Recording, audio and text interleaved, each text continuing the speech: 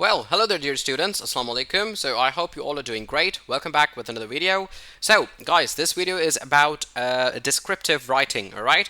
So without further ado, let's dive into the details, okay?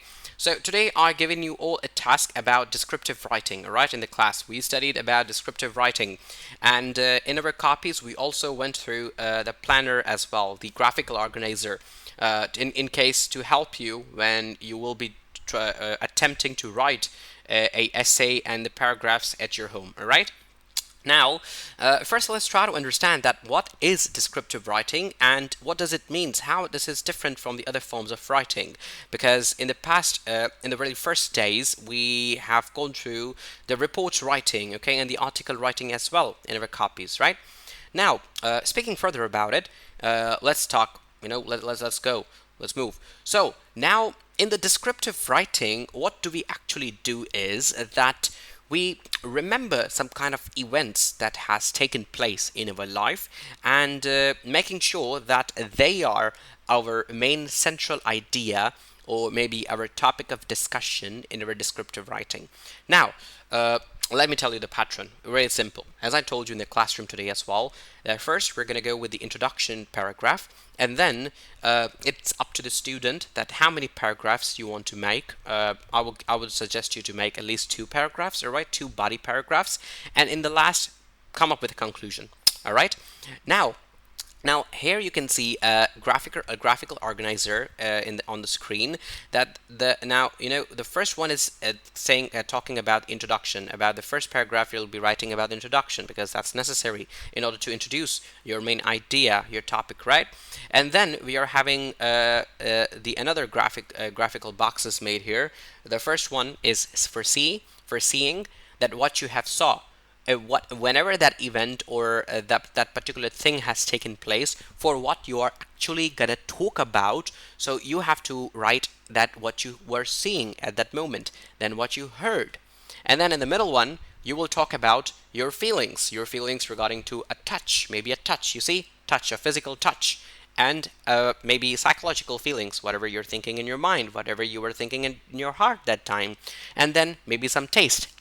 We're talking about the taste, the tongue taster, right? Maybe you might have ate something at that particular time in life and you remember and you want to discuss and talk about that, right? And then the last one is about smell. About smell, yes. Maybe you want to discuss about some smell. Maybe you went on a trip, maybe to some other city of Pakistan or maybe abroad, overseas, and you remember the smell of that place that you want to discuss with everyone right here. Okay, then in the end, we are having conclusion, where you're going to conclude by telling that how was the trip. Come on guys, I really don't need to tell you about the conclusion, that how you need to conclude. Now, well, this was information on the surface. Let's dive a little bit more deeper into the information, that what kind of topics, what kind of other topics you can include, all right? So for that, actually, I have, let's say, already searched a really good article for all of you. So now, as I told you that what is descriptive writing, I really don't need to tell you that further in details. All right, let's read out this article for you, okay, which we've already discussed in the class, but here we go. So we can define descriptive writing as a type of writing that gives a clear and concise description of everything. So you see, it is actually a kind of a report writing where you actually write what was happening, what you saw. That's it. No more, let's say, personal imaginary things that you have to create right here. Okay, and then includes places, people, object, or an event. Okay, so the primary object of descriptive writing is to provide a clear picture of place, people, or thing in reader's mind. The writer provides enough details to evoke the senses. A reader can feel all their senses working while reading any descriptive writing. Boom, here you go. Remember guys, that in our very first lectures when we were studying about a prologue, what did I told you? About prologue, we studied that prologue is like a preface. Like in some books we have prefaces, in some books we have prologues, in some books we have introductions. So what is their main purposes? So the main purpose, if you can remember, if you can recall, it was to create an intrigue in the reader's mind. You know, when someone is taking a new book, okay, I wish I had something around here. It said back. Never mind. So remember, so as I told you that, for example, you're going to a bookstore, you have picked up a novel, all right, and you really don't want to, let's say, maybe you want to just go through really quickly through the prologue and the introduction or the preface, right? You just want to know that you know what's going to be happening in this book. So you will read the prologue. If the prologue is intriguing, it's, let's say, it's making you imagine things. So the author has written in such a beautiful way, it is making you imagine. It is making you to, like, you know, your senses are working at that time. Though, of course, the things are not physical in front of us. It's all imaginary, right? But still, it's kind of working in your mind, at the backside of your brain. So that is when the author is getting successful. Exactly like that, you have to now, just the way you guys wrote the prologue, exactly like this, you have to write the entire descriptive writing, the entire essay. And you have to actually make the person imagine and think that how these things, like look at how realistically you have written it, how beautifully you have written it, that you know, me as a reader, when I'm reading your descriptive writing in your notebooks, and it's just like literally making me imagine those things. See, this is the power of the author, whoever writes a book or any kind of piece of writing. The same thing is going to go here as well. So now let's discuss a little bit about the devices that we're going to be using. But before that, let me just give you a little bit more intro to this. So, descriptive writing is used to draw vivid details in the reader's mind. See, we're talking about that. We're talking about to make the reader imagine things. The reader will use sensory details. When he or she reads the text, he can feel the environment, text through the senses like seeing, hearing, smelling, taste, and touch. This form of writing will help the readers to get to go into the world of the writer. See, you know, now they are emphasizing on all these senses that actually, you know, you as an author, of that descriptive topic that you are going to write, you have to actually imagine. You have to, like, let's say, imagine your reader, that you know what my reader is going to think at that time when he or she is going to read it. So write it in that way. Only then you guys are going to be creative. Okay, then you can find the descriptive writing in almost all forms of writing styles. These styles could, let's say, include journal writing, travel writing, biographies. Biographies, guys, come on, give me a break. You guys know what are biographies, and you guys should know that what is the difference between a biography, a autobiography, a memoirs. I hope you haven't forget that.